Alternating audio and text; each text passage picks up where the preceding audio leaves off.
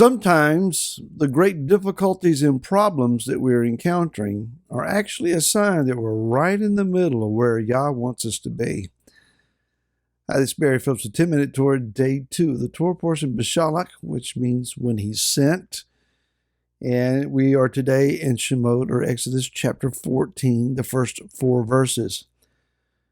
And Yahweh spoke to Moshe, saying, "Speak to the children of Israel that they turn and camp before Paheroth, between Migdal and the sea opposite Baal Zephon.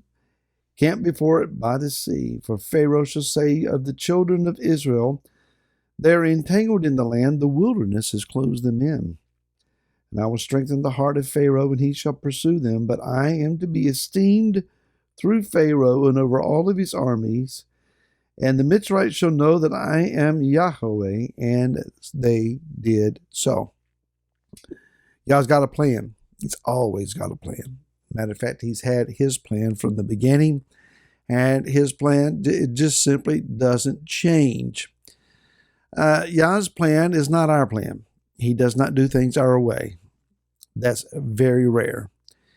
And so when we see circumstances that are adverse, we panic and we think, where did I miss you, Father? How did I get this so wrong?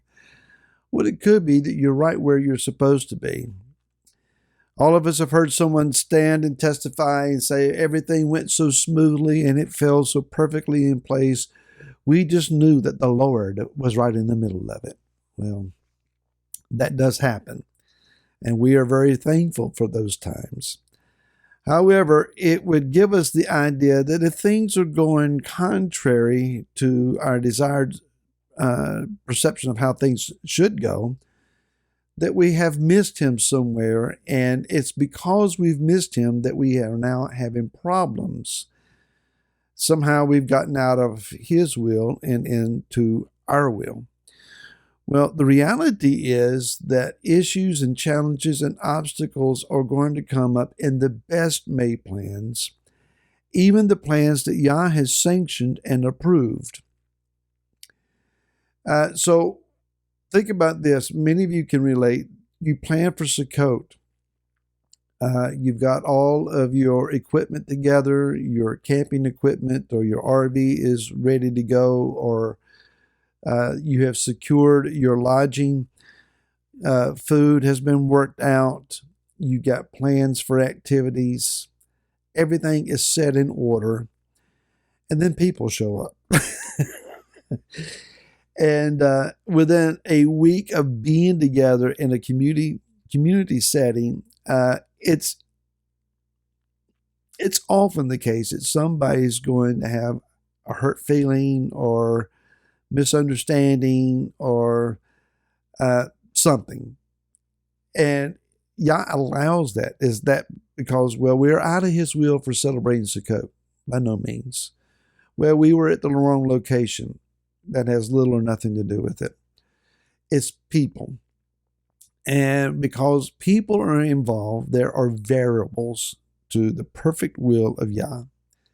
That's just reality. And sometimes we're the people.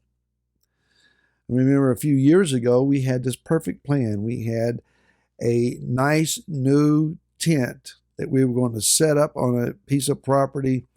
It had been approved. We got the tent set up. It was being decorated. This was going to be a gathering spot.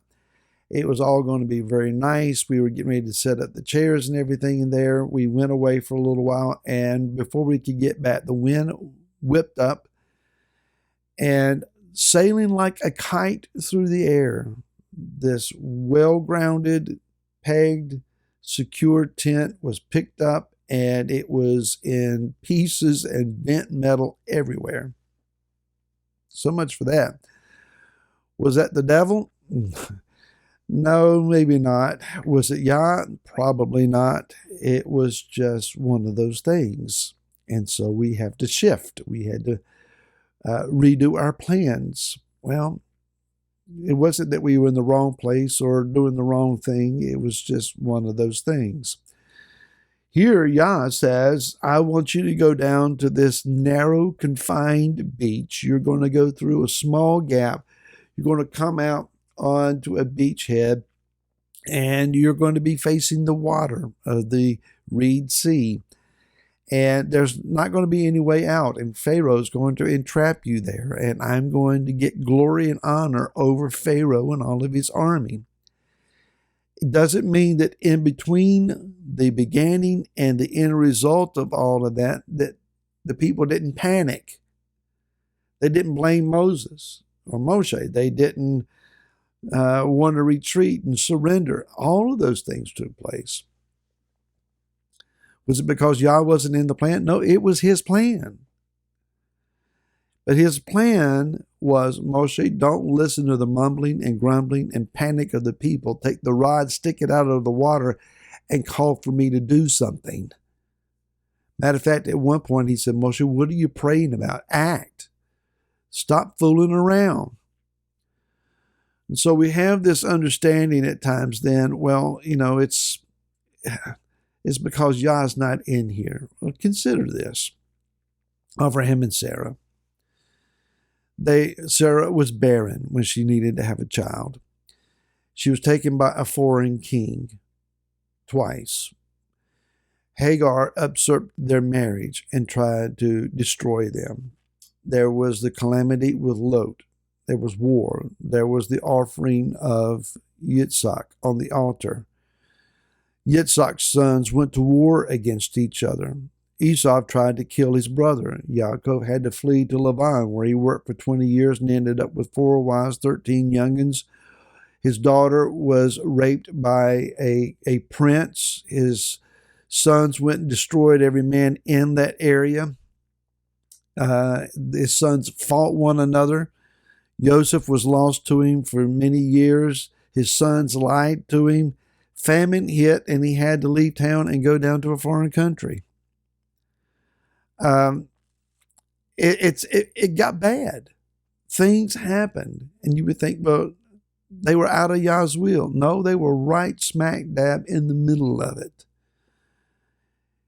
Yah allows us to go through sometimes the most trying of circumstances. If you're in the middle of it, you're struggling to pay your bills, your job's being ended, you're being laid off, there's health crises, there's family relational breakups, congregational issues, disappointments, all of that stuff. They happen. This is life. But in the middle of all of this, there is this call to calmly reorient your heart and your mind and get refocused on the Most High. Now, it's hard when you're struggling and when you're fighting just to keep your head above water. When things are leaving this awkward uneasiness in the pit of your stomach. When you're confused and disoriented and don't know where your answers are coming from. It's time to reorient yourself. I am reminded of 1 Samuel chapter 30, where David and his men have been out raiding. They come home to Ziklag, and the Amalekites have come, and they have kidnapped the wives and the children and burned their establishment to the ground. And the men were disappointed and so broken and so hurt, so disillusioned that they were saying, let's just stone David and be done with it. But David, after he cried until he couldn't cry anymore, he called for a linen ephod and he began to seek Yah and say, show me what to do. Do I pursue this band? Do we recover? How do I move from here? There is our key.